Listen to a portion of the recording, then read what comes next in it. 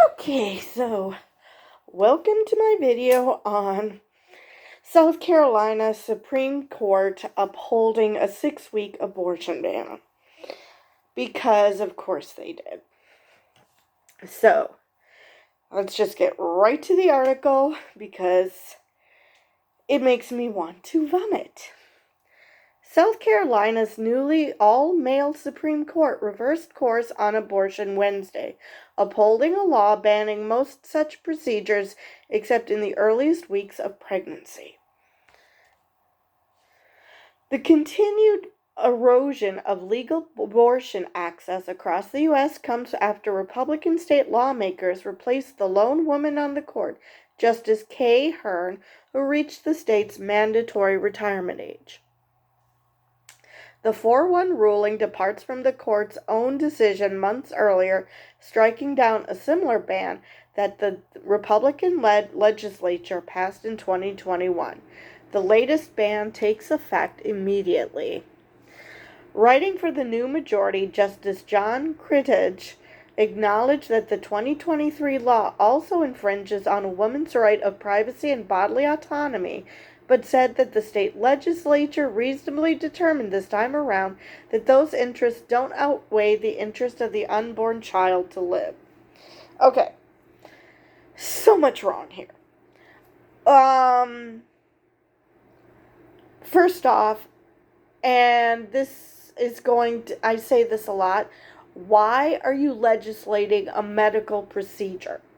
It is not up to the legislatures to decide whether the interest of the unborn child to live is more important than a woman's right to privacy and bodily autonomy. Because how the hell do you know what is in the interest of this unborn child? I mean, what if there's something catastrophic that if the child is born and it lives maybe 5 minutes because of some horrible defect, because it was never viable to begin with. How is that exactly in the interest of the unborn child to live? Now, so I do not see how they could have reasonably determined this. And I don't care how the legislation was drawn up. I do not see how this can be determined because you're not fucking doctors. The only people who should be allowed to decide this are the woman and her physician, because they're the only ones who know this woman's exact situation. Not the legislatures. Hell, even her own family members. At the end of the day, it's her decision because it's her body. They can absolutely discuss it with her because if they're close family, she actually gives a shit about their opinion. So obviously they should have a say in the sense that they can discuss it with her and bounce ideas off her or whatever the conversation needs to be. But at the end of the day, it's the woman's choice because it's her body. She knows what she can go through. She knows what she can physically go through, what she can mentally go through, what she can financially go through.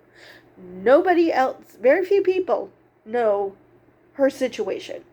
So, and certainly not a bunch of lawyers who are sitting in the Capitol who will never meet this woman.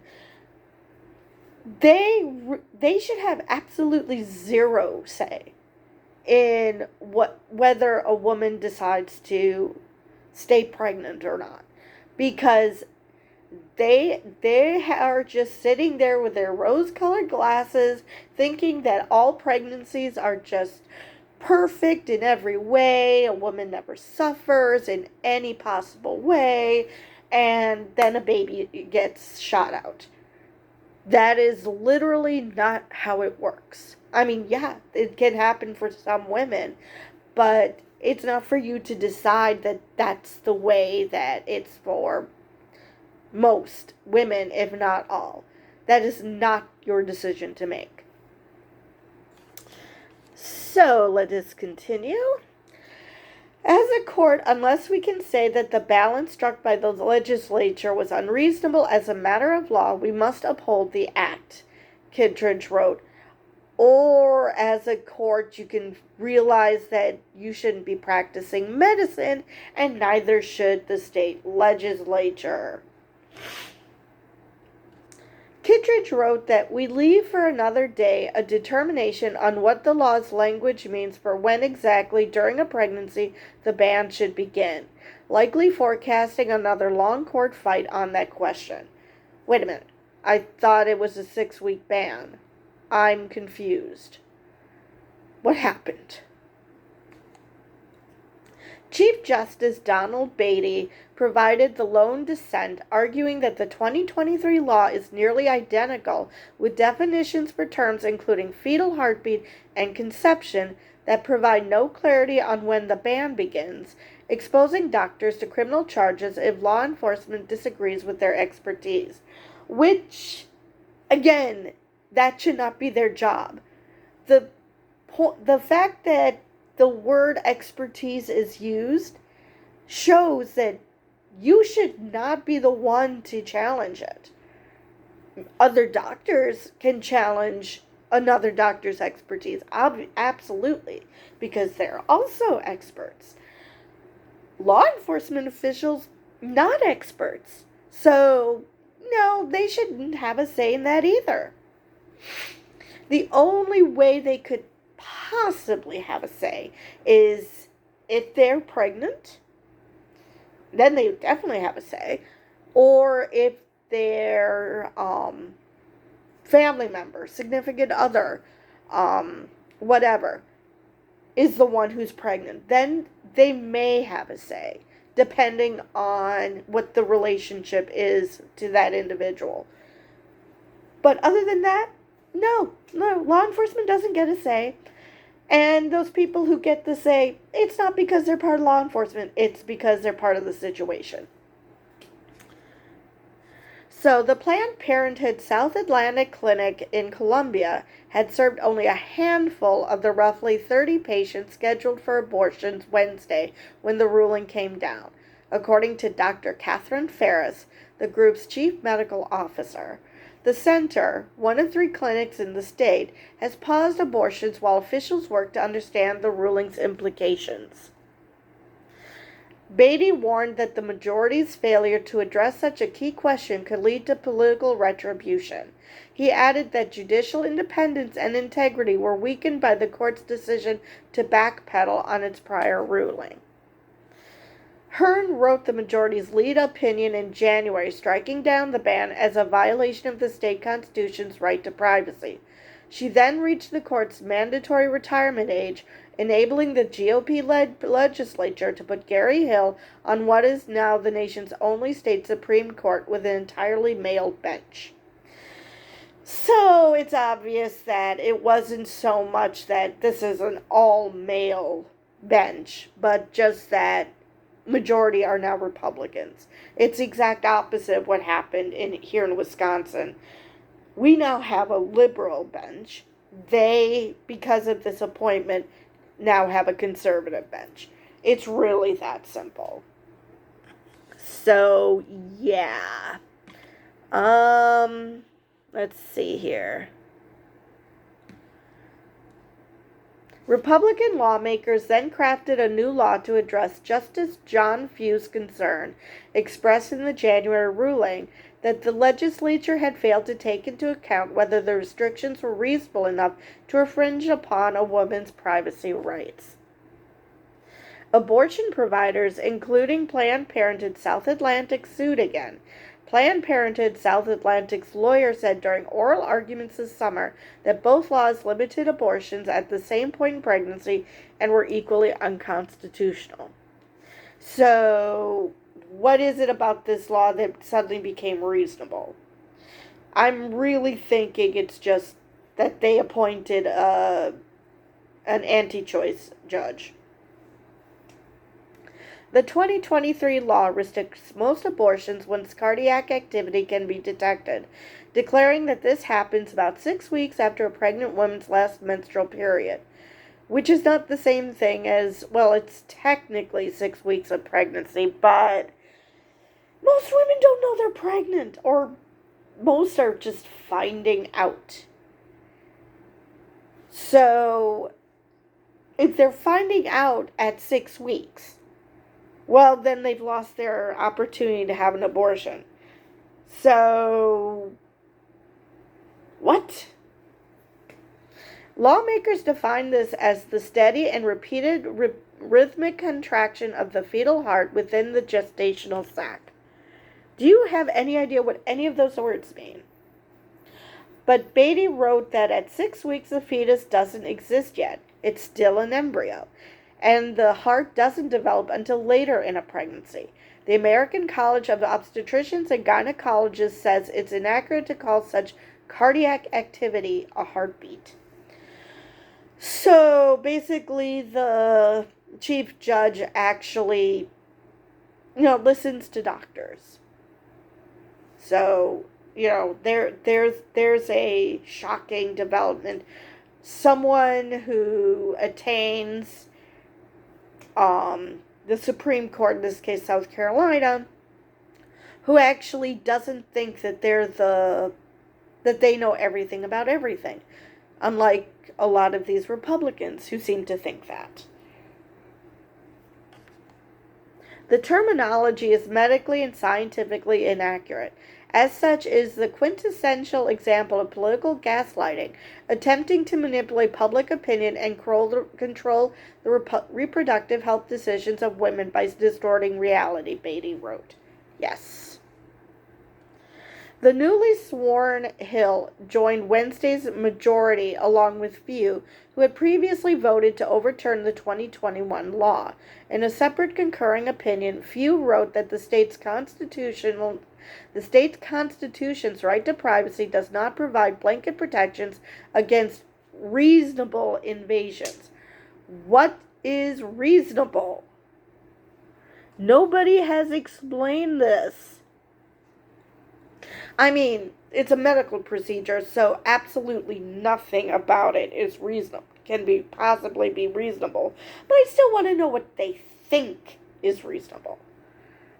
The majority opinion found a key difference in the lawmakers' deletion of a reference to a pregnant woman having the right to make an informed choice.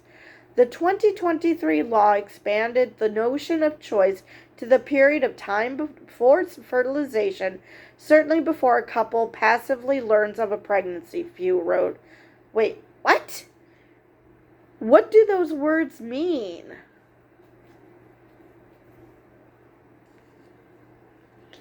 So you're saying that because she chose to have sex, she chose to get pregnant. What does that sentence mean?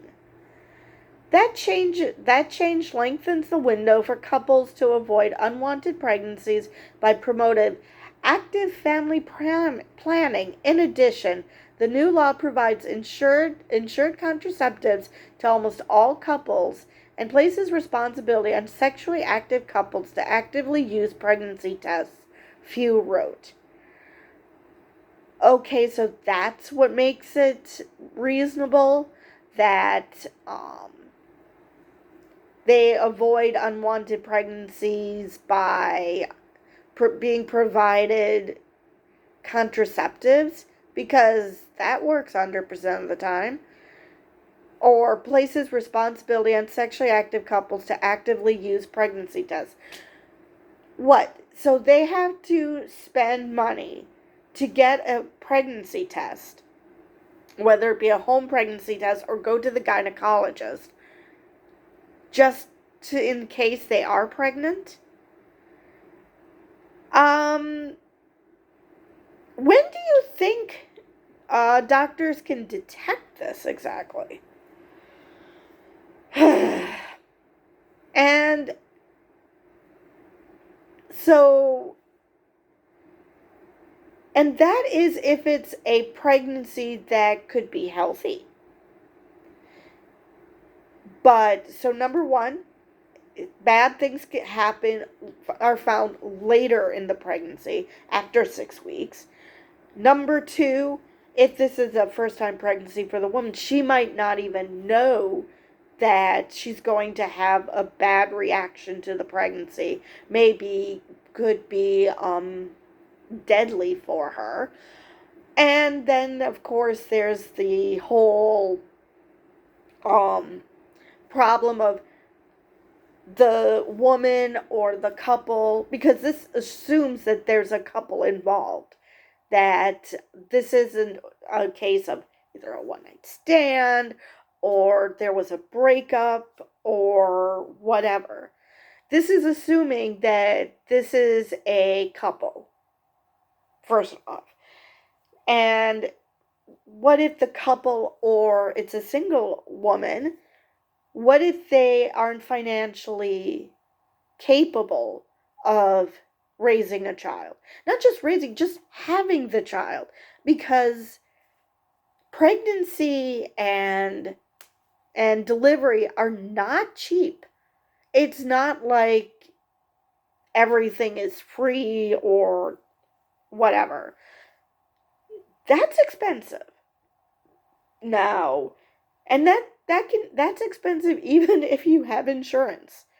So there's nothing about this that's reasonable. It might be more reasonable than the previous law, but still, no.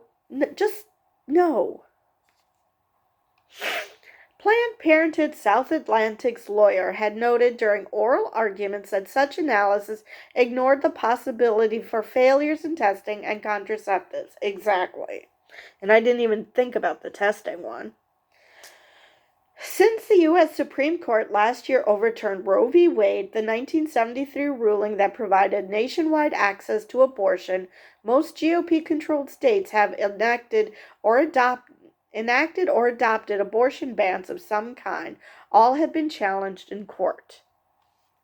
Republican officials in South Carolina celebrate what Governor Henry McMaster called the culmination of years of hard work to curtail abortion access. Republican legislative leaders scrambled at the end of the session to pass the new limits as the number of abortions increased rapidly under the state's reversion to a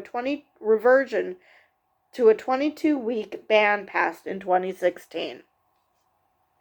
Republican South Carolina Senate Majority Leader Shane Massey said Wednesday that he anticipates future challenges based on the definition of cardiac activity.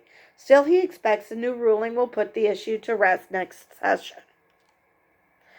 That is, at least until 2024 elections possibly alter the composition of a state senate that fell just shy several times this past year of clearing procedural hurdles to enact a near-total ban. More court shakeups are also coming. Beatty must retire in 2024 because he too will reach the mandated retirement age of 72 for judges. Kittredge is the only judge who applied to replace him. The legislature is expected to approve Kittredge and choose another new justice next year. So, now, obviously, not all Republicans are against choice. Actually, if you look at Kansas, which is a traditionally conservative state, they voted down an abortion ban to their constitution because even Republican women know that that's a horrible idea. So this is obviously not strictly a Republican versus Democrat issue. But unfortunately, the Republicans that are in power seem to be of the mindset that controlling women is a good idea. And, hopefully come election time, the state that the Republicans will face backlash to this because they're the ones who are doing this. And if it happens like next year, one of the justices has to retire. If they have a Democratic leaning legislature, maybe they'll appoint a more liberal justice, or at least if it's Republican controlled, that they're not so up their own asses that they would actually not think this is a good idea, that they would think that this is a bad idea, and pass legislation that isn't even a 6-week ban, and realize, oh yeah, we're not doctors, so maybe we shouldn't do this. So yeah, that's where South Carolina is at the moment. It's clear as mud. The title of this article said 6 weeks, but technically it's when cardiac activity is detected, which I might add, it's technically 6 weeks, but it doesn't necessarily have to be. So, how would they know? How would they know that cardiac activity had been detected? They're back into the position of they don't know shit.